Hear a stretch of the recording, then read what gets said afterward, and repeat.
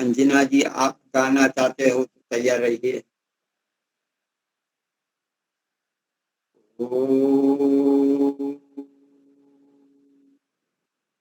सहनाउ भवतु, सहनौ भुनक्तु, सह वीर्यं कर्वावहै, तेजस्विनावधीतमस्तु मा विद्विषावहै। ओम शांति शांति शांति। सबको सादर नमस्ते जी। तो भजन कौन, अंजना जी आप लेंगे या और? उतरे श्री कृष्ण के अंतर मन के बंधन पर हम सब उतरे। श्याम मनोहर मुरली रे बाल रूप गोपालक थे। अद्भुत अपनी लीलाओं के संवाहक प्रतिपालक थे। जन्म दिवस का उत्सव मधुरिम मंथन पर हम सब उतरे। श्री कृष्ण के अंतर मन के बंधन पर हम सब उतरे। श्याम मनोहर मुरलीधर में हर ब्रह्मांड समाया था। हर अन्याय धरा पर घातक माधव ने बतलाया था। हर्ष और उल्लास मनोरम दर्शन पर हम सब श्री कृष्ण के अंतर मन के बंधन पर हम सब उतरे। श्याम मनोहर मुरलीधर थे, नटवर नंद गोप वो थे। गोविंद अच्युत पार्थ सारथी स्थित प्रज वही तो थे। युग अवतारी मोहन केशव कुंदन पर हम सब उतरे।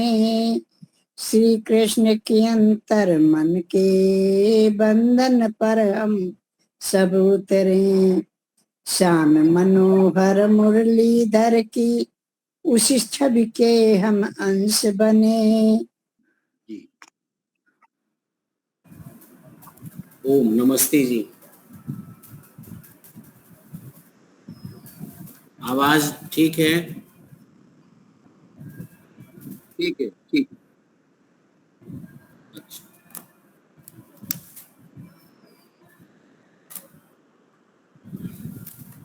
ये आवाज बीच में गड़बड़ होगा तो दूसरा मोबाइल पे चला देंगे। अभी लैपटॉप पे चला रहे हैं। लैपटॉप में बीच में लाइट जाता है तो थोड़ा सा डिस्टर्ब होता है लाइट के जाने से, बाकी ठीक रहता है।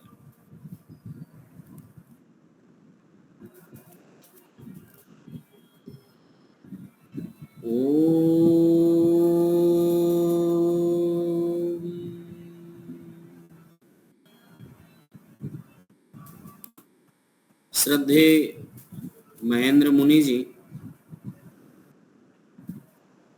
पूजनीय वंदनीय मातृशक्ति आदरणीय दीपालिका बहन, कमला बहन, और आप सब अभी एक सुंदर भजन सुन रहे थे।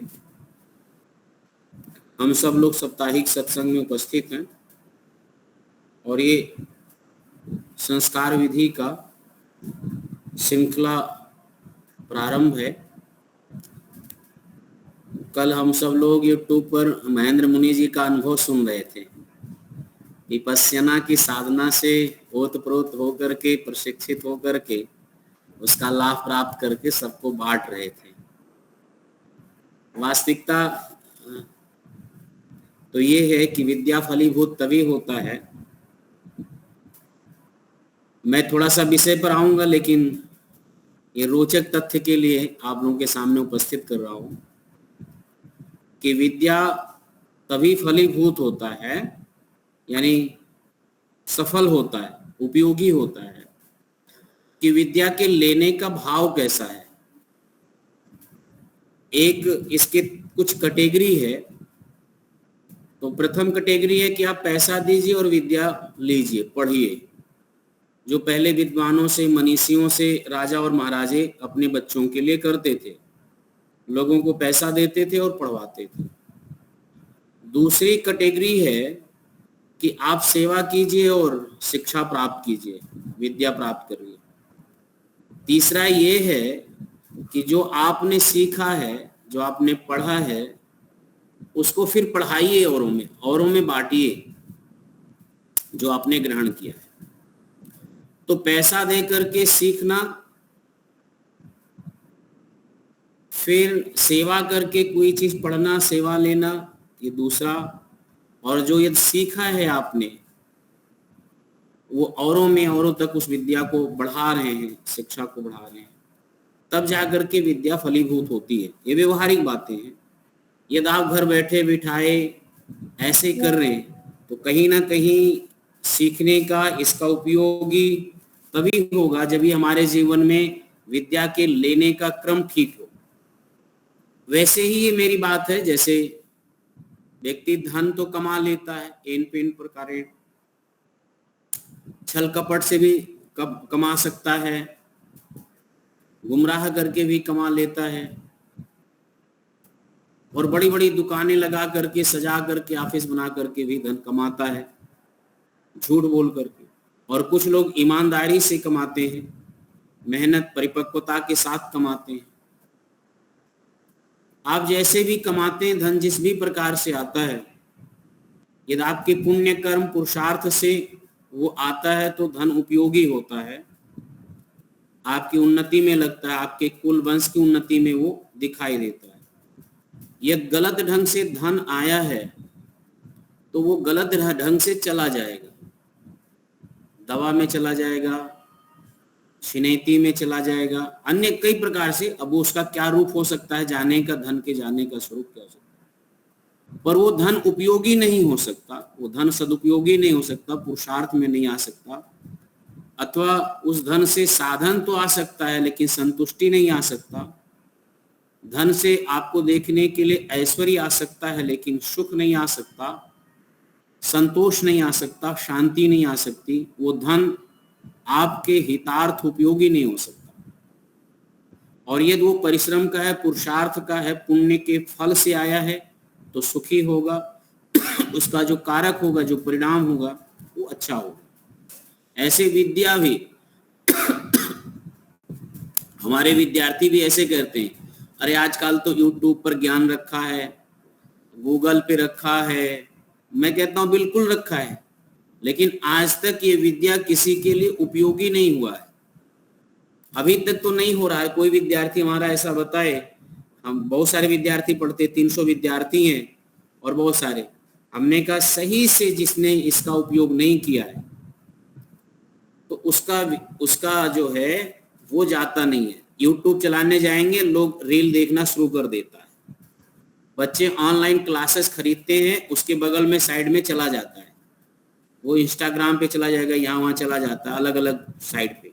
तो टाइम भी बर्बाद करता है, पैसा भी बर्बाद करता है और लोगों को गुमराह भी करता है। तो वो चीजें यूट्यूब पर अवश्य सब शिक्षकों का, अच्छे अच्छे शिक्षकों का, वेद का, दर्शन का, उपनिषद का भाषण, प्रवचन बहुत सारा रखा है आप, लेकिन वो किसी के जीवन में उपयोगी नहीं हो पा रहा है। कारण क्या है कि जो हमारे पहले की परंपरा थी या जो मूल अवधारणा है, वो मूल अवधारणा से हट करके ये सब हम देखते हैं। चंचल की चित्तवृत्तियों को कौन रोके? यूट्यूब पर क्लास चलता है, चंचल की चित्तवृत्तियों को कौन रोकेगा? हम तो देख नहीं रहे हैं, पढ़ाने वाला शिक्षक नहीं देख रहा है, और चंचल ये चित्तवृत्तियां इतनी चंचल है कि उसको आपको सही जगह रुकने नहीं देता है। तो कल जो है वो श्री महेंद्र मुनि जी ने मनोनिग्रह का, चंचल की चित्तवृत्तियों को कैसे निग्रह करके स्वयं का साक्षी और दृष्टा कैसे बन सकते, आगे आगे जो उनका अनुभव था वह सब सुनाए हैं आप, और आप सब ने बांटे हैं। उनको बहुत बहुत साधुवाद, बहुत बहुत धन्यवाद। उनका वीडियो चोरी से हम भी सुने सीधा सीधा तो नहीं, कल शाम को मिला तो सुना बैठ। तो आइए हम लोग अपने विषय से अब जुड़ते हैं और आगे प्रारंभ करते हैं।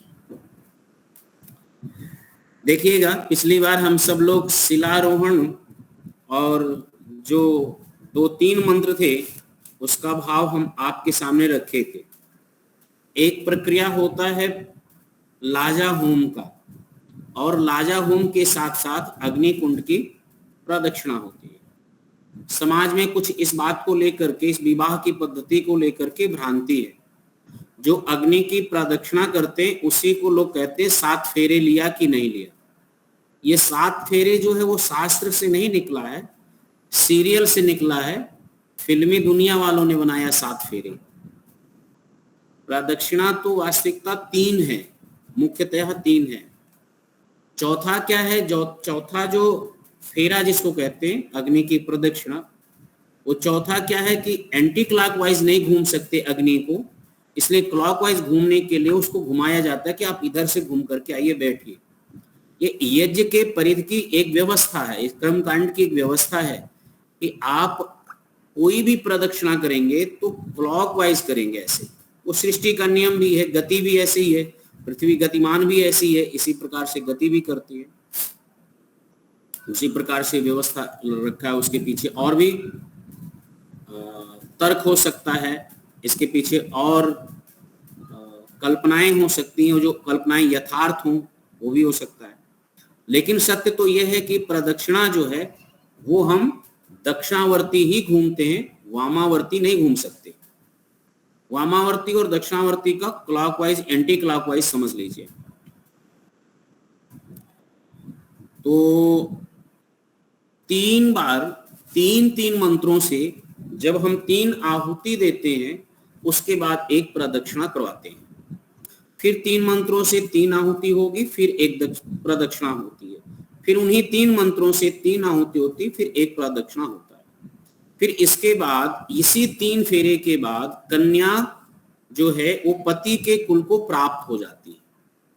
अब पति के कुल को प्राप्त होती है, यहीं से हमारा जो सनातन संस्कृति का संस्कार है, अग्नि के 3 वचन के साथ त्रिबद्धम सुबद्धम, जो 3 बार बोल दिया जाता है वो सुबद्ध हो जाता है, अच्छे तरीके से सुव्यवस्थित ढंग से वो व्यवस्थित हो जाता है, उसके साथ जुड़ जाता है।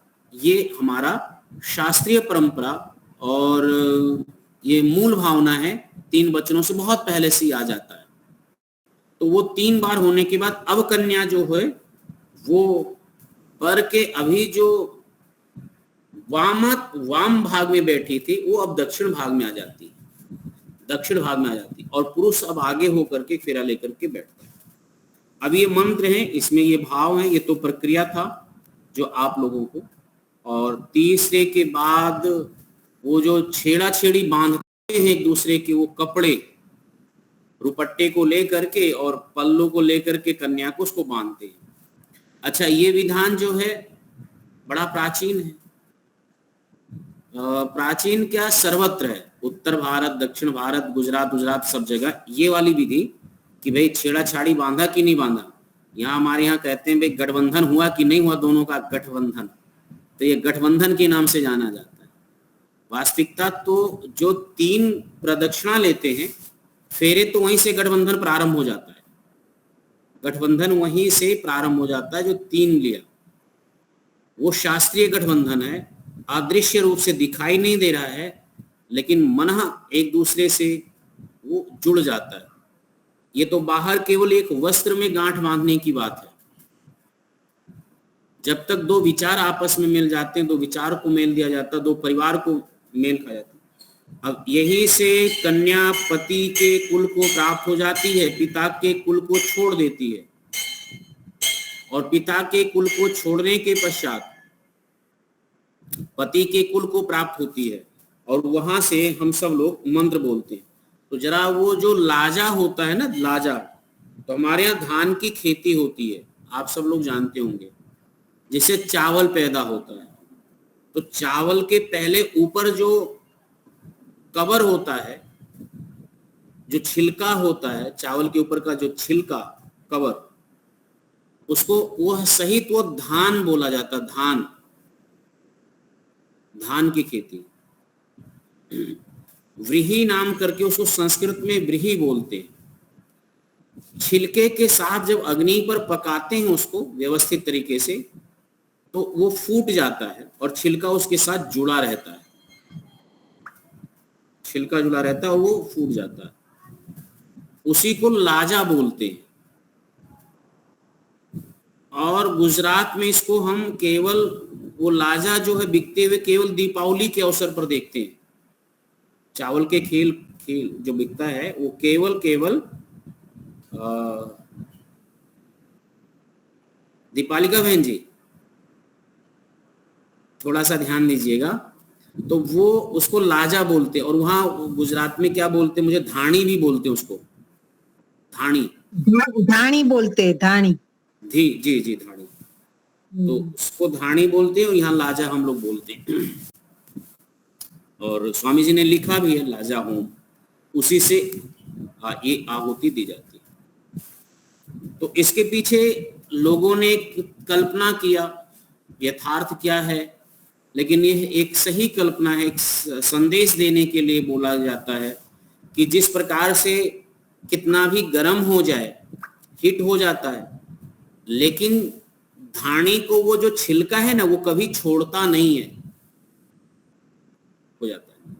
तो आज कन्या पति के कुल को प्राप्त हो रही है, पिता का कुल छोड़ रही है और पति के कुल को जा रही है, तो उतना ही संबंध रखना है जैसे वो छिलके का और धानी का संबंध होता है। बेटियों का संबंध पिता के कुल से ऐसा ही होना चाहिए, ऐसा संबंध होना चाहिए पहले। और दूसरी बात यह है कि कितना भी वो मतलब संघर्ष हो जीवन में, कितना भी तपना क्यों ना पड़े, तब करना ही क्यों ना पड़े, लेकिन अपने जिससे वो सुरक्षित है, जिससे वो पोषित है, जिससे वो पल्लवित है, वो कभी छोड़े ना। ऐसे लोगों ने उसके साथ जोड़ करके और एक अच्छी शिक्षा को देने के लिए, एक अच्छा संदेश देने के लिए ये सब बातें कही जाती हैं विवाह की वेदी पर। एक उसको इमोशनल एक सपोर्ट मिल जाए, एक वैचारिक सपोर्ट, एक वैचारिक पुष्टि हो जाए, उसकी विचार से वो पुष्ट हो जाए। इस प्रकार से ये सारी बातें जोड़ करके मानसिक एक उसको विचारधारा मिल जाए कि वास्तविकता हमारी जो सनातन संस्कृति है, सनातन संस्कृति के पीछे जो वस्तु है वो इसलिए है। ये तो इसके पीछे भावनात्मक जो है वो तथ्य रखा जाता है। लेकिन एक दूसरा ये है कि जैसे धान जो होता, धानी होता है, तो धानी की 2 बार रोपाई होती है। रोपाई समझते हैं दीपालिका बहन? खेत में जो आप बीजारोपण करते हैं तो गेहूं को 1 बार रोपना पड़ता है, लेकिन धान को, चावल जो बीज होता है, धान को खेत में 2 बार। 1 बार तो बीज के रूप में रोपेंगे तो लगभग वो 6 इंच से ऊपर का हो जाएगा, 6 इंच 8 इंच का। तो उसको एक जगह से वो मिट्टी के साथ ही, जड़ के साथ, जो रेशा वाला रूट्स होते हैं उसके साथ उसको उखाड़ा जाता है। खेती अच्छी की जाती है, पानी भरा अच्छा जाता है, उसमें मिट्टी दबती रहती है हम लोग, तो उसमें दो दो दाने ले करके और एक साइज के अनुसार उसको लगाते हैं, एक दूरी को मेंटेन करते हुए, एक उसका मेंटेन करते हुए उसको लगाते हैं। तो इसके बाद ये धान जो होता है वो 2 जगह लगता है, और ये 2 जगह ना लगे तो इसकी पुष्टि नहीं हो सकता, इसकी वृद्धि नहीं हो सकती, इसकी समृद्धि नहीं हो सकता, इसका पैदावार नहीं हो सकता, ये फसल अच्छी नहीं हो सकती। तो सब फसलों में 2 बार धान का रोपाई होता है, एक बीज के रूप में और फिर एक फसल के रूप में, 2 बार। तो कन्याओं को संदेश दिया जाता है कि कन्याएं 2 जगह रहेंगी, एक कन्या एक ही जगह रह जाए। एक जगह भी अब एक मुस्लिम मौलाना था, वो वीडियो उसका बड़ा वायरल हुआ। उसने कहा कि हम अपनी बहन के साथ शादी क्यों नहीं कर सकते, हमारी बहन भाई को जितना अच्छा समझती है, उसके सुख दुख में वो जानती है, उतना दूसरा कैसे समझेगा। और एक बहन के प्रति जो प्रेम, मतलब उसका अपना जो है वो कल्पना उसका अपने तरीके से था, लेकिन उसको पता नहीं है कि दोष कितना आता है, डीएनए में दोष कितना आएगा, उसको ये नहीं पता है कि ये वंश की वृद्धि ठीक नहीं हो सकती। इसलिए ये व्यवहार पहले जो है हमारे जो पालतू पशु होते थे उनके साथ भी लोग ऐसा नहीं होने देते थे। जो गाय होती थी हमारे घरों में, तो गायों का भी जो वंश वृद्धि होता था वो बिल्कुल प्राकृतिक रूप से शास्त्रीय पद्धति से होता था, ताकि उनके वंश, उनका दूध और उनका वो सब चीजें बहुत अच्छे, उनका स्वास्थ्य बहुत अच्छा हो। जिन गौशालाओं में इन चीजों का निर्वहन किया जाता है, वो गौशालाएं धीरे धीरे धराशायी हो जाती है, गांव में उनका समृद्धि रुक जाती है, बच्चों का विकास रुक जाता है, दूध का जो मात्रा होता है वो रुक जाता है। ये तो पशुओं पर यद्यपि प्रयोग करते हैं जो लोग कुछ सालों तक, आप देखेंगे कि वहां पशु को पालने वाले लोग जानते हैं। तो अच्छा क्या है उनके वंश वृद्धि के लिए? उनके वंश वृद्धि के लिए अच्छा यह है, या तो जो सांड होते हैं, जो मादा होता है, पुल्लिंग और स्त्रीलिंग जो होते हैं उनको बदल दिया जाता है। बछड़े को बदल दीजिए, गायों को बदल दीजिए, और एक दूसरा जो है गिर गाय में ही रहे। ये भी जान लीजिए, गिर गाय में रहे, गंगा तीरी गाय है तो गंगा तीरी गायों में रहे। तो ये चीजें अपने गोत्र का, कुल का, शिक्षा का और बहुत सी चीजों का ध्यान रखना ही होता, गुण, कर्म, स्वभाव का ध्यान रखना होता। और घर में ही घर का ये व्यवस्था ना मनुष्यों के लिए ये उपयुक्त है और ना पशुओं के लिए भी उपयुक्त है और अन्य के लिए भी उपयुक्त नहीं है। तो कुछ चीजों को देख करके ही आज के ये विचार कर लीजिएगा कि ऋषियों की पद्धति इतनी पुरानी है ना, इतनी पुरानी है कि आज के वैज्ञानिकता से बहुत पुरानी, बहुत पहले की। तो वो जो ध्यान के पीछे है वो सदैव एक संदेश है, संकेतात्मक संदेश है कि बेटियां दो जगह जाएं। जिस कुल में पैदा होती हैं वो थोड़ा वृद्धि होता है, पुष्ट होती हैं।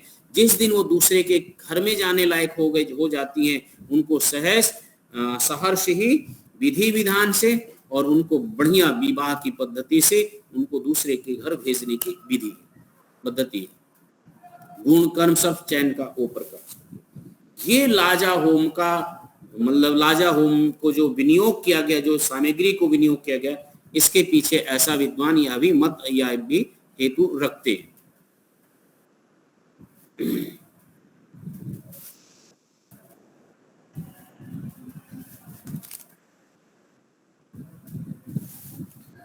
अब पहला मंत्र है प्रदक्षिणा का।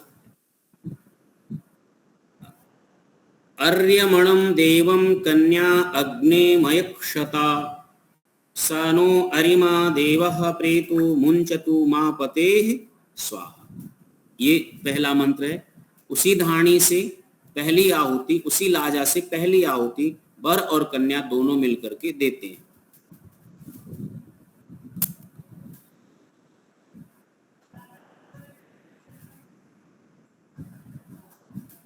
अब इसमें कुछ शब्द हैं। अर्यमणम ये परमात्मा का नाम है, उसका संबोधन है अर्यमणम। देवम भी उसी का नाम है और ये संबोधन में ये है कि न्यायकारी ईश्वर हमें इस पितृकुल से छुड़ाएं पर पति कुल से कभी ना छुड़ाएं। ये प्रार्थना कन्या करती है उस लाजा के उनसे कि पति के कुल से हम छूट जाएं, अर्थात पति कुल से पिता के कुल से पति के कुल को प्राप्त हो जाए, ये प्रार्थना करती है। और इसमें कहती है कि भले ही मेरा पिता का कुल छूट जाए, लेकिन अब जो संबंध हम जोड़ रहे हैं वो कभी ना छूटे, कभी हमसे अलग पृथक ना होवे। इयम नारी उपावृते, और इसमें जो है मुख्य बातें वो ये है कन्या अग्निम अयक्षता। अक्षता का अभिप्राय ये है कि कभी क्षरण ना होने पाए, कभी पतन ना आवे, और ये दोनों प्रकार की प्रार्थना करती है, नैतिकता में भी, स्वास्थ्य में भी और वैचारिक भी। कन्या प्रार्थना कर रही है कि मेरे नैतिकता में, मेरे आचरण में कोई ऐसा दोष ना आए, मेरे विचारों में कोई दोष ना आए और मेरे शरीर में ऐसा भी कोई दोष ना आए जिसके कारण मुझे पति का कुल छूटे या पिता के कुल को कोई दाग लगे अथवा पिता के कुल को कोई क्षति होवे। अब जो कन्या अग्नि को साक्षी मानकर, देवों को साक्षी मान करके, उपस्थित समाज और विद्वान को साक्षी मान करके अपना संकल्प इतना ऊंचा कर रही है, इतना ऊंचा संकल्प कर रही है। अच्छा, अब कुछ लिबरल गैंग वाले होंगे, समन्वयवादी वाले, वो कहेंगे ये व्रत खाली कन्याओं के लिए ही क्यों बोला गया, पति क्यों नहीं ले रहा है? ऐसा बोल सकते हैं कि पति को ऐसा क्यों नहीं लेना चाहिए, पति को ऐसा क्यों नहीं करे। तो अब देखिए, ये प्रतिज्ञा कन्या के साथ साथ देवम स्वरूप जो वर है उस पर भी लागू है। वर के कारण, उसके आचरण से, वर के स्वास्थ्य से और बस मानसिक विचारों के आपस में किसी भी प्रकार के ऐसा कोई न्यूनता ना हो, कोई दोष ना हो जिसके कारण उस कन्या को, उसके कन्या का जीवन प्रभावित हो।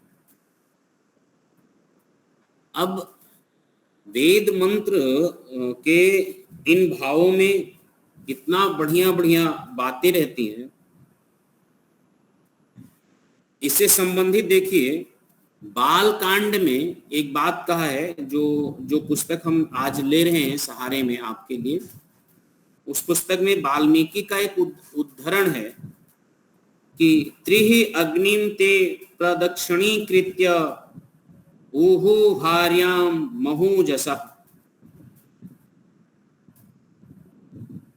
राम और राम के साथ उस समय जब राम का विवाह हुआ था तो राम, लक्ष्मण, भरत, शत्रुघ्न सबका हुआ था, एक साथ 4 विवाह हुआ था। मेरे साथ केवल दीपालिका बहन जी, आवाज जा रही है ना? हेलो, आ रही है, आ रही है।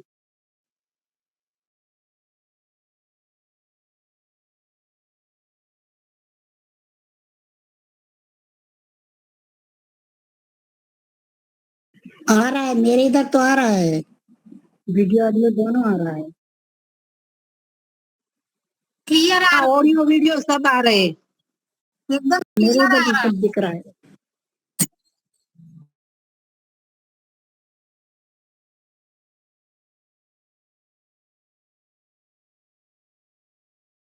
ये आ रहा है, हाँ, आ रहा है। अभी ऑडियो वीडियो नहीं आ रहा है यहाँ।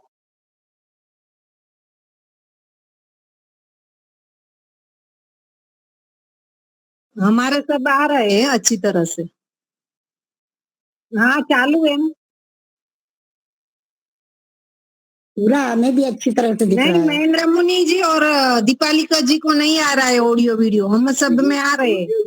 अभी ऑडियो वीडियो नहीं आ रहा है, हम उनको नहीं सुन पा रहे हैं, देख पा रहा है। हमको आ रहे हैं। आ रहा है, आ रहा है। दोबारा दोबारा बाहर निकल के दोबारा फिर ज्वाइन करिए।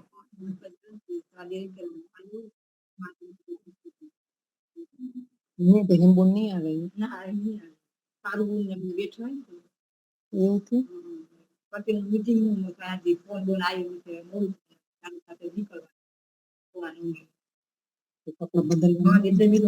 तो इस बात की पुष्टि करने के लिए महाभारत का एक श्लोक आया, त्रि अग्निम ते प्रदक्षिणीकृत्य ऊहूर भार्याम महोजसा। ये प्रकरण उस समय का है जब वहां पर फेरे हो रहे थे, तो राम के साथ चारों भाइयों ने फेरे लिए थे, राम, लक्ष्मण, भरत, शत्रुघ्न। तो राम की पत्नी का नाम सीता, जिसके साथ शादी हो, लक्ष्मण की पत्नी का नाम उर्मिला, मांडवी, और एक नाम और मैं भूल रहा हूं, शत्रुघ्न, सतकीर्ति शत्रुघ्न की, हाँ, सुकृति। तो ये साथ में फेरे ले रहे थे। उस समय इस फेरे में वाल्मीकि रामायण में लिखा है कि उन लोगों ने भी 3 बार ही फेरे लिए थे, और 3 बार फेरे लिख करके, और इसी प्रकार की प्रतिज्ञा सीता जी ने ली थी कि हमें कितना भी कष्ट क्यों ना हो जाए, मैं कभी वापस पिता के घर ना आऊं। और जिसका पालन सीता ने पूरा जीवन लिया, वनवास जाना स्वीकार हुआ, लेकिन वापस अपने पिता के घर वो नहीं गई, जबकि जा सकती थी कि भाई अयोध्या में उथल पुथल है, विपरीत संकट है, ऐसी ऐसी स्थिति है, तो मैं यहाँ क्यों रहूं, चलो थोड़ा सा पिता के घर में ही राजघराना है, वहां आनंद ठाट बाट से रहूं। लेकिन वहां पर वही उदाहरण सीता देती हैं कि पति की छाया बन करके पत्नी को रहना है। पत्नी कैसी है, पत्नी छाया ही होती है। वो सारा बहुत विवरण, बड़ा भावुक विवरण है, वो वाल्मीकि रामायण से कथा आप सब लोग जानते हैं, सुने ही होंगे, मैं सब सुनाई ही देता है। तो यहाँ पर जो वाल्मीकि रामायण से वेद की बात की पुष्टि हो रही है, वो ये हो रही है कि राम ने भी 3 ही फेरे लिए थे, प्रदक्षिणा किए थे, और 3 चौथा घूम करके आए थे। इसके सिवा वो 7 फेरे अग्नि पर नहीं होता। और प्रायः पंडित जी लोग जब विवाह कराते हैं तो पौराणिक मतानुसार जो है वो विवाद हो जाता है। अच्छा, पौराणिक लोगों के पंडितों का क्या हाल है? पंडित ऐसा होते भाई जिसमें यजमान खुश हो जाए वो बात वो करा देते हैं। वो कहते कि भाई हम 3 फेरे कराए, 4 फेरे कराए, लेकिन अब आप लोग जिसमें खुश हो रहे हो घूम लो। वो कभी आपको ना बताने जाएंगे, ना शास्त्रीय पद्धति समझाने जाएंगे, और कौन कहेंगे कि माथा पच्ची करे। आपने फिल्म देखा है, फिल्म देख करके अपने को 7 फेरे घुमाना चाहते घुमा लीजिए, वो महत्वपूर्ण नहीं है। अब दूसरी प्रार्थना जो है, और दूसरी प्रार्थना दूसरे मंत्र में जो है वो देखिए, आयुष्मानस्तु, क्षमा करें, इयम नारी उपावृते लाजा नावपंतिका आयुष्मानस्तु में पतिरेधांताम जातयो मम स्वाहा। ये दूसरे मंत्र से दूसरी आहुति देते हैं। इस प्रार्थना को भी थोड़ा विचार करें। नारी उपवृते अर्थात खीलों को अग्नि में डालने वाली कन्या पति के समीप जाकर के, पति के समीप रहती है कि ईश्वर के कृपा से मेरा पति दीर्घजीवी हो और मेरे कुटुंबजन संपन्न हो। 2 प्रार्थनाएं फिर अग्नि के लिए करती है। प्रथम ये आयुष्मानस्तु ते, अर्थात मैं पति ही, मेरा पति आयुष्मान वाला होवे, मैं पति ही आयुष्मानम अस्तु। फिर कहती है ए धनताम जातयो, जो मेरे कुटुंबी जन लोग हैं, ओम, आ रही है, आवाज आ रही है, ओम ओम नमस्ते जी। तो दूसरा मंत्र आता है, दूसरे में प्रार्थना करती है। आप लोगों ने यहां तक सुना है दूसरे मंत्र का प्रकरण?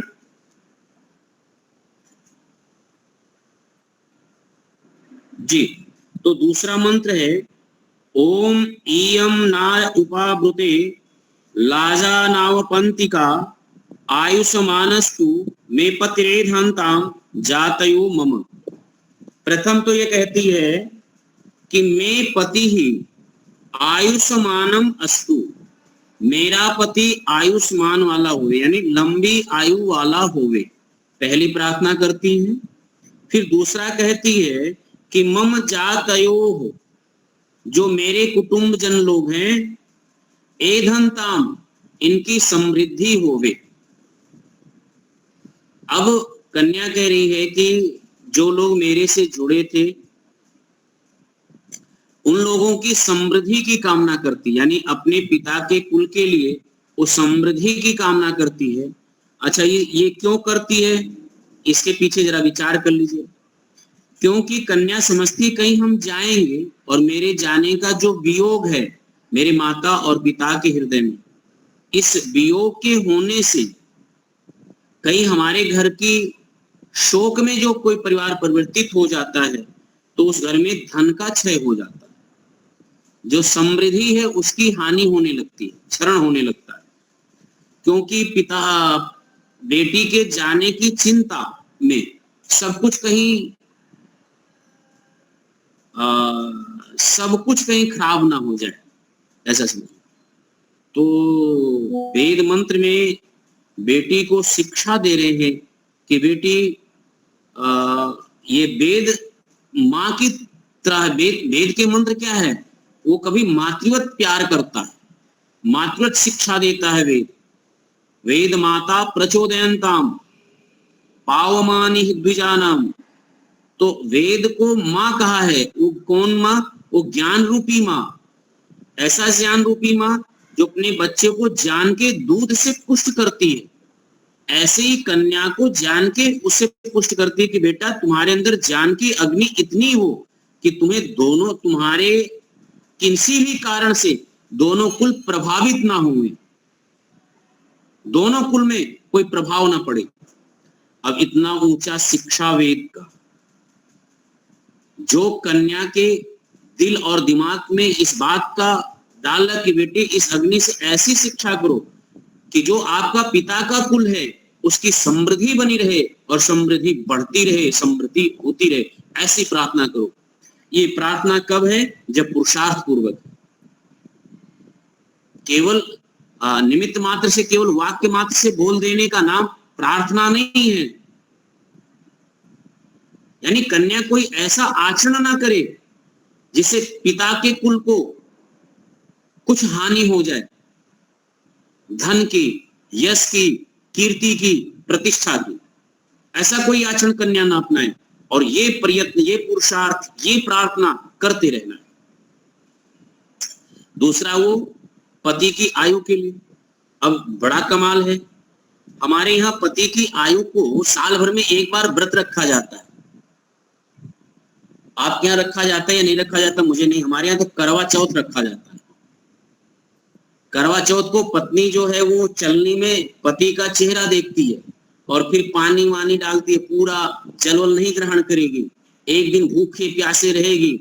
और उसके बाद यदि उसी व्रत के लिए पति ने यदि उसके लिए कहीं साड़ी लाने में, कपड़े लाने में कहीं भूल किया है ना, तो दूसरे दिन ऐसी विदाई होती है कि 10 साल आयु कम हो जाए।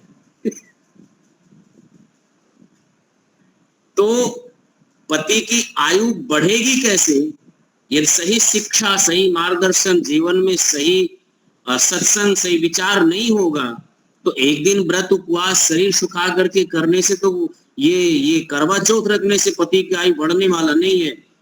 पत्नी कैसा होना चाहिए वो आगे जाएंगे कि पत्नी की वाणी कैसी हो और तब आयु बढ़ती है पति का। कर्कश वाली पत्नियां मिल जाएं, कलह वाली पत्नियां, विचारधारा वाली मिल जाएं, तब तो नहीं बढ़ेगी। तो यहाँ ये दूसरे मंत्र में ये शिक्षा उस कन्या को दिया जा रहा है कि बेटी जो लाजा होम तुम कर रही हो, अग्नि से जो मांग रही हो, वो अपनी पति की आयु बढ़े, आयु जो है ठीक है जो बनी रहे, ऐसा भी तुम्हें आचरण करना है, दोनों की आयु बनी रहे, ऐसा आचरण। एक हमने आर्टिकल पढ़ा, थोड़ा आप लोगों से रोचकता को लाने के लिए मैं बता रहा हूं। एक बहन ने एक बहुत अच्छी बात कही कि विदाई का जो समय होता है, कन्या का जो विदाई होता है, तो हम लोग ये समझते हैं कि विदाई कन्या का होता है और वो जाता है अपने पति के घर जाती, हम लोग यही मानते हैं। लेकिन विवाह के दिन से विदाई दोनों की होती है। एक की विदाई स्थूल है जो शरीर से जाती है पति के कुल को, लेकिन उसी दिन से जो वो लड़का है उसकी जिम्मेदारी बढ़ जाती है और उस जिम्मेदारी को बढ़ने के लिए वो अपना घर छोड़ता है, अपना परिवार छोड़ता है और अपने माता पिता को छोड़ करके किसी दूसरे नगर में कमाने के लिए चला जाता है, दूसरी बस्ती बसाता है और लोग घरों में सुख से सो सके इसलिए वो रात को जग करके वो पुरुष परिश्रम करता है। दिन को परिश्रम करता है, मेहनत परिश्रम करता है, और तब जाकर के घर वालों के लिए वो व्यवस्था कर पाता है। कभी उस पति के त्याग को, कभी उस पति के पुरुषार्थ को, कभी उस पति के परिश्रम को केवल पत्नी समझ सके, उस घर में रहने वाले लोग समझ सके। वो यद्यप नौकरी करता है तो अपने सीनियर को किन किन परिस्थितियों में कितना चीजें सहन करता है। यदि वो प्राइवेट जॉब करता है तो कितना उसको काम का वर्क होता है, कितना, मतलब एक प्रकार से उसको तो पूरा क्या है, वो पूरा इमोशनल इतना बढ़िया लिखा हुआ था कि वास्तविकता इस पत्र को हर घर में सुनना चाहिए और वाचन करना चाहिए। और घर में सुना वाचन कि एक पति कितना उस घर को बनाने के लिए कितना तब त्याग करता है गृहस्थी को चलाने के लिए, ये बात परिवार के हर सदस्य को समझना चाहिए। तभी परिवार बनता है। परिवार अकेले से नहीं बनता। परिवार अकेले से बनता तो परिवार की खूबसूरती बहुत चमकती। परिवार जब भी बनता है तो उस परिवार को 3 पीढ़ियां मिला करके परिवार बनते हैं। मेरे बात से सहमत हो ना सहमत हो मैं नहीं जानता हूं, परिवार 3 पीढ़ियों से मिलकर के तब बनता है। परि माने चारों तरफ से, और वार माने होता सुरक्षित रहना।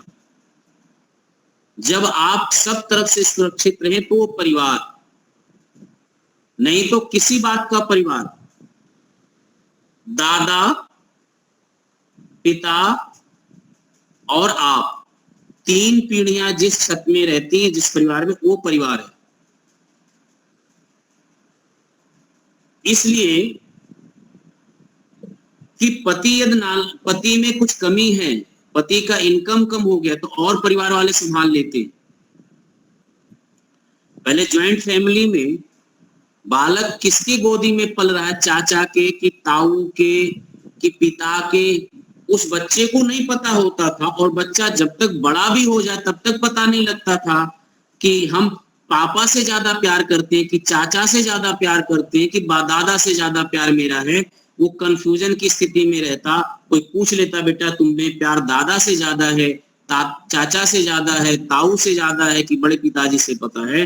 वो बच्चा बड़ा भी हो जाता था, उसको नहीं पता चलता था, क्योंकि इतने ही लाड़ प्यार में वो इतने लोगों के बीच में पलता था, उसके संस्कार इतने लोगों के बीच में बढ़ता था, सुदृढ़ होता था। तो ये परिवार था, इसको परिवार कहते थे। और इसी परिवार की आयु की समृद्धि के लिए जिस पति के कुल को प्राप्त हो रही थी, वो कह रही है कि मेरे पति के साथ आयु बढ़े। वो पति के आयु के साथ नहीं, पूरे परिवार की आयु के साथ है। यानी बेटी जिस घर में कदम रखती है उस घर में एक ऐसी शांति को लेकर के जावे, एक ऐसी प्रार्थना को लेकर के जावे, प्रार्थना का संबल लेकर के उस घर में प्रवेश करे कि वहां पर सब लोग आयुष्मान भव, आयुष्मान हो जाए। ये वेद के मंत्र का ये भाव निकल करके आता है। फिर कहता जातयो मम, जिसका है, और ये दूसरे मंत्र का भाव, दूसरे मंत्र का अर्थ है। अगला तीसरा मंत्र ले लेते हैं ताकि ये जो 3 मंत्रों की श्रृंखला है ये पूरा हो जाए। 4 मिनट मेरे पास में है।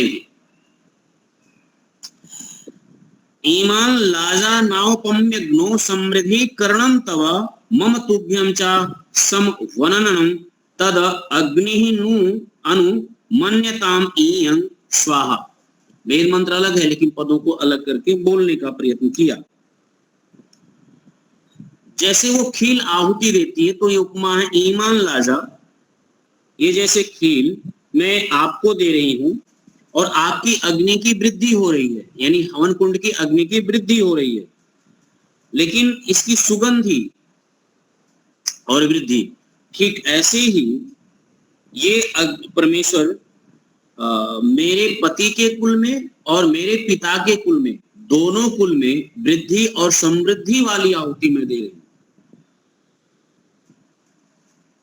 दोनों कुल में उन्नति हुई। अच्छा, एक छोटी सी बात करते, देखो जब कोई नई वधू किसी परिवार में प्रवेश करती है और उसमें कोई शुभ के कार्य पड़ने लगे, किसी की नौकरी लग गई, किसी का जमीन खरीदा गया, गाड़ी हुआ, सब बढ़िया बढ़िया हो रहा है, तो उसको कहते हैं कि मेरी बहू आई है, मेरे लिए बड़ी शुभ है, बड़ी शुभ है। और कहीं पर ऐसी परिस्थिति नहीं बनती है तो फिर उसी को दोष देते हैं। कारण कई भी हो सकते हैं, लेकिन सब कारण बहू को ठहराने लगते हैं। ये भारतीय समाज में तो ऐसा है कि नहीं नहीं बहू आई, जब से बहू आई तब से पूरा गोड़ करके, हमारे यहाँ शब्द कहते हैं, ये गोड़ करके रखते हैं। कन्या के जीवन में पुण्य है, तप है, वो निश्चल है और पवित्र है, और उसके वहां कर्म उसके शुभ हैं। तो ये दोष कभी वधू पर नहीं जाना चाहिए, बहू पर नहीं जाना चाहिए। और यदि ये है तो वो अपने शक्ति सामर्थ्य से जहां पर जाएगी कन्या, वहां पर शुभ लक्षण घटेंगे ही घटेंगे, शुभता होती ही होती है। पर वेद मंत्र में किसी भी प्रकार की अशुभ की आशंका ना रहे, कोई ऐसी ना हो, ये आहुति भी वेद के मंत्रों के द्वारा श्रद्धा पूर्वक दिलाई जाती है। अब दूसरी आहुति, तीसरी आहुति इसी संदर्भ में कि मैं इन खीलों को मैं तेरी और अपनी वृद्धि और प्रीति के लिए अग्नि में डाल रही हूं, और परमेश्वर मेरी सहायता करे। यह ईश्वर भक्ति से ओतप्रोत है। ये तीन बातें, तीन मंत्रों से आहुति दी जाती है, और फिर वो प्रदक्षिणा करने के लिए बार बार हम लोग यहाँ पर प्रदक्षिणित होते हैं और हाथ पकड़ते हैं और साक्षी मानते हैं। सरस्वती प्रेदमवा सुभगे वाजनीवती यां त्वा विश्वस्य भूतस्य प्रजायामस्य ग्रतः यस्यां भूतं संभवत यस्यां विस्मितं जगत तामद्य गाथां गास्यामि या स्त्रीणाम उत्तमम यशः। स्त्रीणाम, स्त्रियों का उत्तम यश जो फैले, जिससे उत्तम यश फैले पिता के कुल में और पति के कुल में, वो वरदान, वो यश मुझे प्राप्त हो। मैं ऐसी यश वाली बनूं कि जिससे मेरे दोनों कुलों का यश और समृद्धि फैले। ये विनम्र प्रार्थना करते हुए अग्नि प्रदक्षिणा है। समय पूरा हुआ और ये चैप्टर भी पूरा हो गया प्रदक्षिणा वाला। तो आगे फिर हम लोग रखेंगे, और विवाह का दो कक्षाओं में पूरा हो सकता है।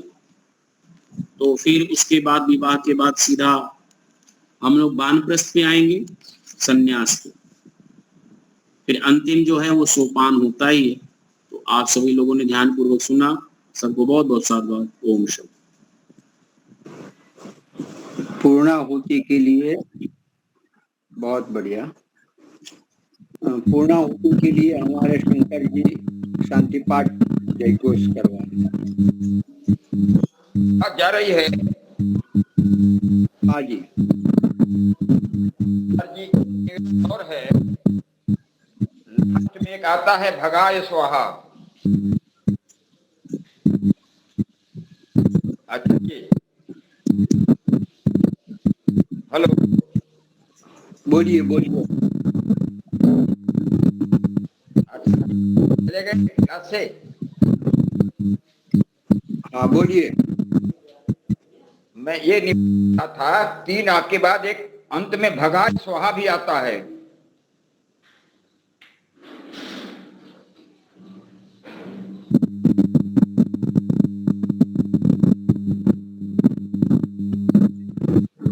जी, 3 के बाद में और चौथा आता है भगाय स्वाहा। हाँ, वो एक आहुति आती है लास्ट में। सुनिए, 3-3 करके 3 बार की परिक्रमा हो जाती है। हाँ। फिर उसके बाद ये आहुति दी जाती है भगाय स्वाहा। ये आहुति है, ये प्रदक्षिणा की आहुति नहीं है। हाँ। ये आहुति तो आगे और भी पड़ेंगी, लेकिन प्रदक्षिणा में ये मंत्र नहीं गिना जाता। 3 के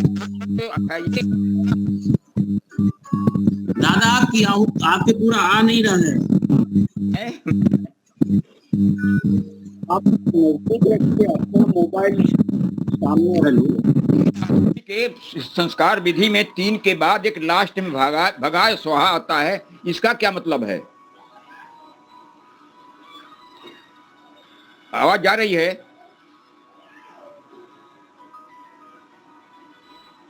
हेलो आचार्य जी। जी जी बोलिए। मैं ये निवेदन कर रहा था कि ये बता दिया एक चौथा फिर आ जाता है अंत में भगा स्वाहा, इसका क्या मतलब है? देखिए, तीन तीन के तीन श्रृंखला आता है एक ही मंत्र को, लेकिन भगाए स्वाहा दादा वो बाद का है आहुति, वो तीन के प्रदक्षिणा का भाग नहीं है। ये प्रदक्षिणा का भाग होता तो 4 मंत्रों से आहुति दिलाई जाती, फिर 4 परिक्रमा कराई जाती।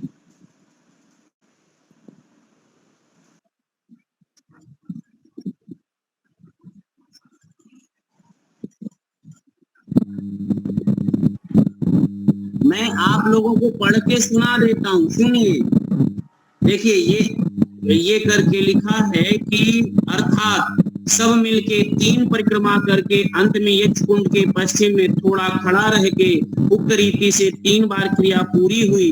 पश्चात वधू की माँ अथवा उसी भाई उस सूप को तिरछा करके उसमें बाकी रही हुई धाणी को वधू की हस्तांजलि में डाल देवे। तत्पश्चात ओम भगाए स्वाहा इस इदम भगाए इदम नमः इस मंत्र को बोल के प्रज्वलित अग्नि पर वेदी में उस धाड़ी को एक आहुति देवे। पश्चात वर वधू को दक्षिण भाग में रख के कुंड के पश्चिम पूर्वामुख बैठे।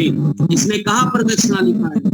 प्रदक्षिणा की बात मैं नहीं कर रहा हूँ, इसका मतलब क्या है? प्रदक्षिणा की बात मैं नहीं कर रहा हूँ, भगवान की प्रदक्षिणा, इसका मतलब क्या है बस। अच्छा, इसका मतलब हमने लिया नहीं, इस मंत्र को भी आगे आएगा, मैंने लिया नहीं है दादा। अच्छा अच्छा ठीक। हाँ, हमने तो इसको लिया ही नहीं, अभी तो 3 मंत्रों की जो आहुति है बस उसी को लिया। आर्यमणम से लेकर के ईमान लाजा नाव पम्यग्नो 3 मंत्रों की व्याख्या लिया हूँ। हाँ जी, शांति पाठ करवाइए। ये 2 मंत्र के बाद तीसरा मंत्र आगे है ये। शांति पाठ जी। कथा का समापन शांति पाठ हो जाए घोष से।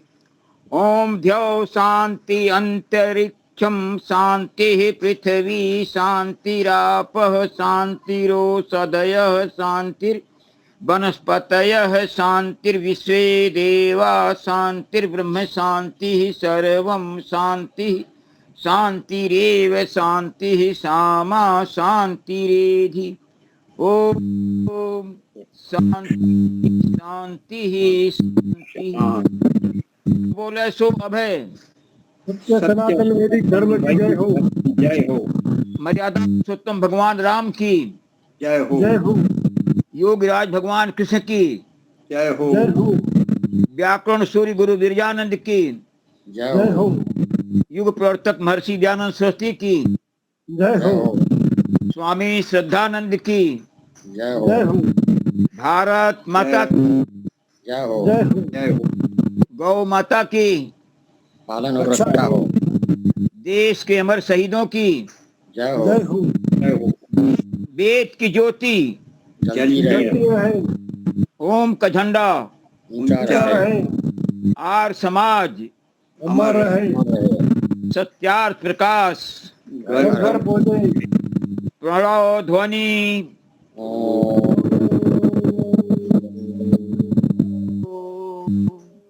वैदिक अभियान सबको सादर अभिवादन, सबको सादर नमस्ते। कल पुनः मिलते हैं। धन्यवाद।